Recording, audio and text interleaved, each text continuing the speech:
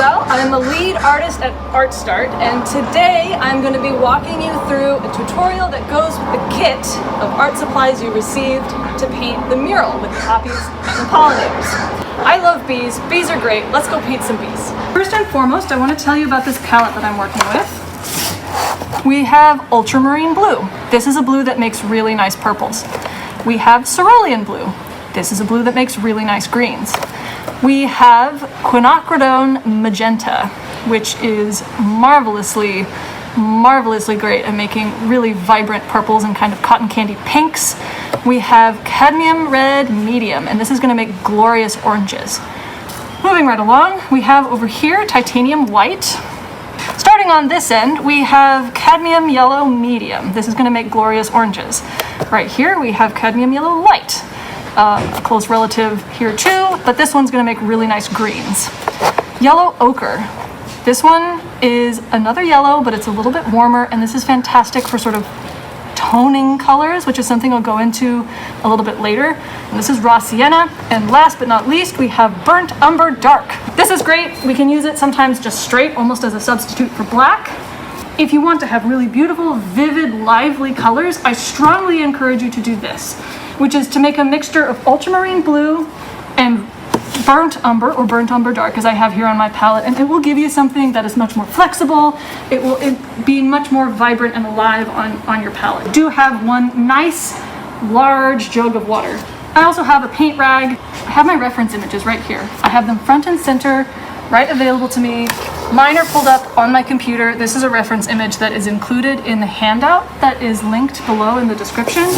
And then when it comes to the most exciting part, the actual implements of application, the brushes that you need to get the job done are big boy, medium boy, and detail brush.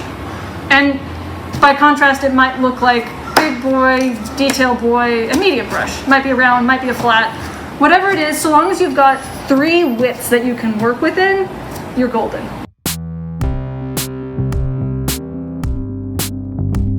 It's paint. Don't be afraid. The beauty of acrylic paint is that it's opaque, and if you make a mistake, you can go over it. If you make something really beautiful and it doesn't fit with the rest of it, don't worry. You did it once, you can do it again. Just have confidence in yourself, and sometimes it helps to just kind of go for it. And the way that I like to do that is by blocking in first my darks and then my brightest lights, and then I start working into like the medium colors and adding the really bright stuff. So here we go. As I'm blocking my colors in, I'm making sure that I conserve at least a reference to what the underlying drawing is, because if I lose it, yikes, then I have to recreate it kind of from scratch just using my reference images.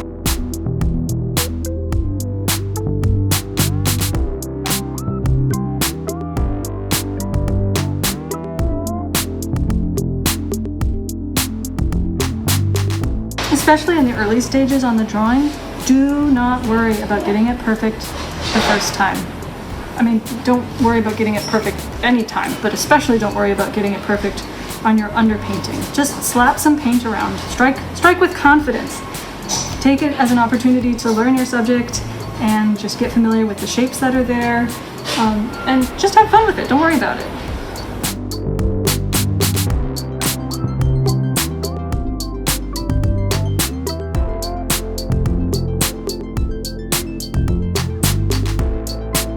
Sometimes it can be really helpful to work quite fast. Even though acrylic dries quickly, if you move fast enough, you can still play around with it while it's wet, and that helps you to blend colors together, and that can produce really beautiful, soft transitions in your colors.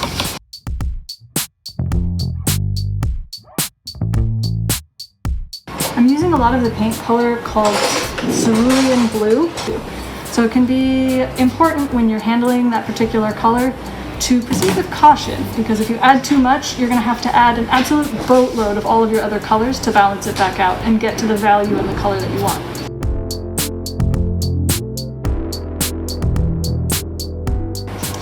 Because this bee is largely blue-green, kind of tending green, the color that's going to be opposite that is going to be a little bit in the like reddish area.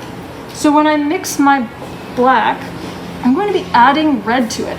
And the effect of that is going to make the dark colors look even darker when they're placed in contrast to lighter blue-green colors. And so on the palette, when it's just straight, it's this beautiful sort of black eggplant color. It's really, really nice. And then when I flop that in place next to these lovely blue-greens that I've placed on my insect, the darks look that much darker, and the color will be that much richer.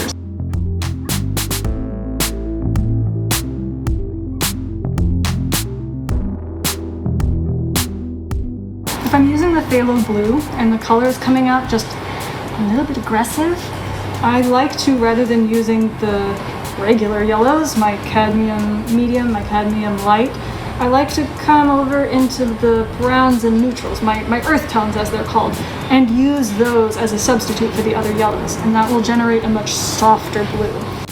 As I'm painting right now, I'm not getting real fussy about trying to match exactly the color that's in my reference image, but mostly what I'm trying to do is I'm trying to match the value. How light or dark is that color? Because that's going to really describe the actual shape of the bee.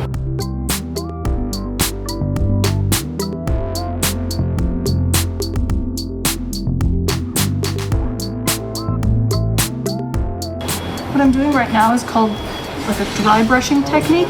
It's where I take a paintbrush that has some paint on it, but not so much that I get a nice smooth line. It's a little bit drier, so it comes off kind of scuzzy. And that allows me to add texture or only a thin layer of a color if I don't want to completely obliterate what's underneath it.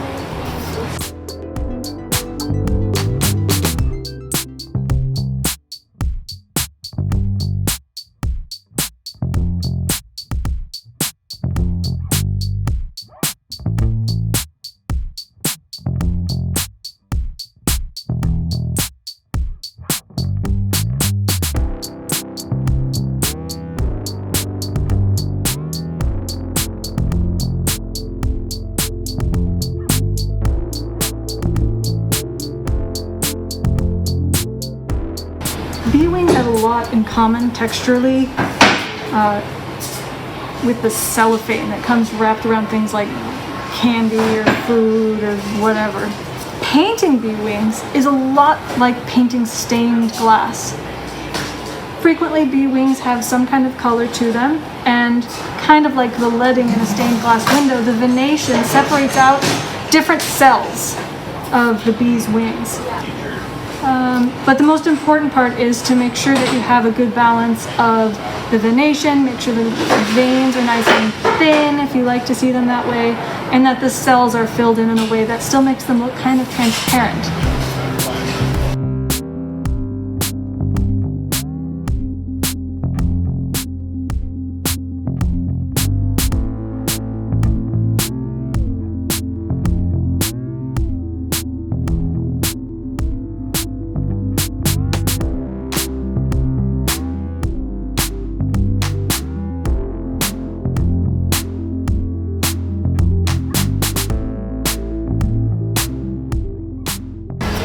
Notice how I've left a lot of color variation in the wings, where I've put a medium toned color down with a light color over the top, and I've left it quite loose.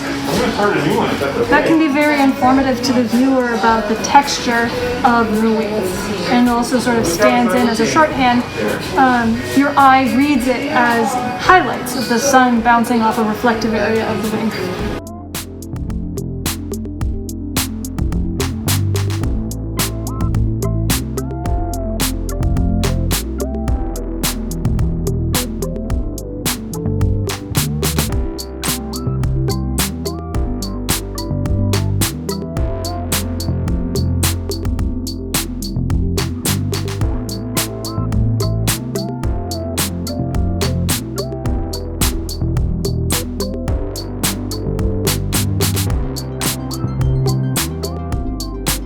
I'm coming close to the end on this particular bee. I've laid in my darks, I've laid in my highlights.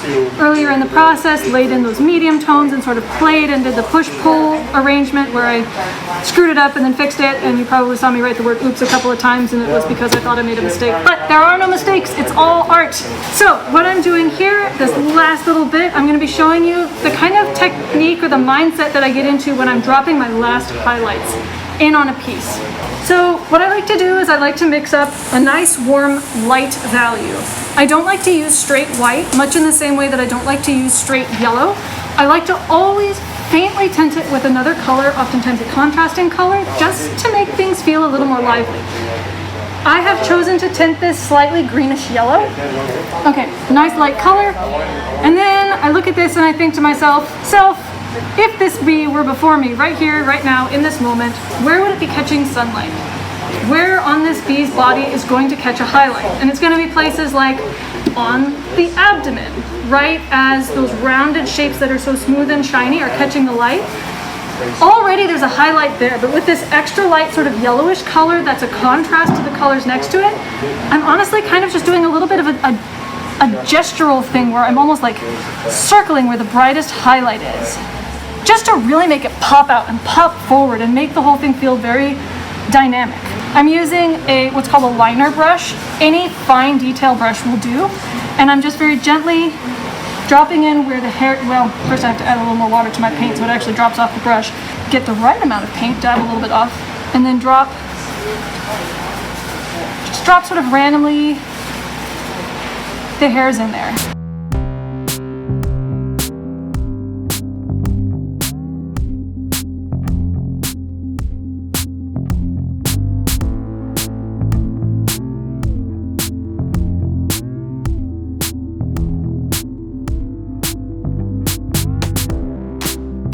And I think we're just about done. That's me putting my brush down. Ta-da!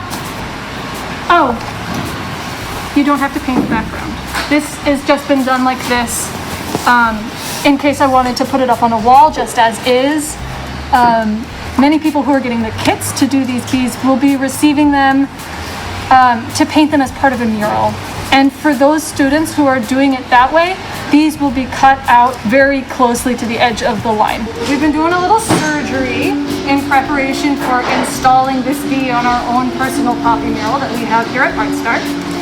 And as we've been going along, I have been informed that cutting this out and the little hairs that I've added, which I have so lovingly placed all around in a halo on the bee, and the little feet, the little tiny footses and the antenna are pure nightmare fuel when it comes to trying to install these. So I have come around to accepting the workaround, which is that the cutout of these is going to involve perhaps a little bit of surgery.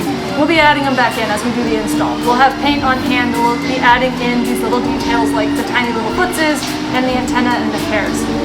So if you are painting this at home, following along on this tutorial, by all means, still paint those parts of the bee in. Get an amazing photograph of them when it's your bee and you've painted the whole thing all on your own. However, when it comes to cutting it out, please do the following. Here it comes. I'm sorry, little bee. Oh, I feel so guilty. It's not even a real bee. It's hard to watch. Gone. All right. This, horrible to install. This, easy to install. That's what we're going for here.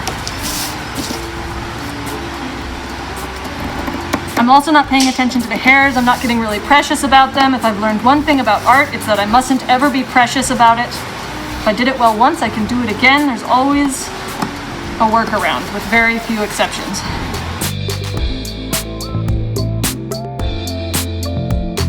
When I get down to about here, these segments here, once the segments start getting really, really thin on the leg, more surgery is in order. Goodbye, I'm so sorry. Oh no. Ah!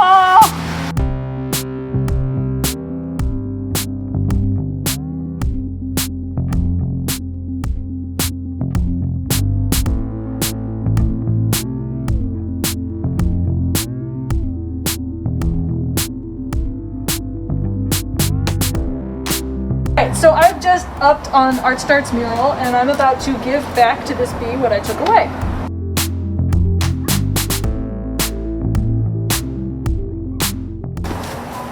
Ta-da! Well, that wraps up the whole tutorial for how to paint bees. I am massively looking forward to what you guys create. It might follow exactly the tutorial that we just did. It might depart from it dramatically. Whatever you guys make is going to be amazing, and I cannot wait to see the mural that you guys put together. Thank you for watching.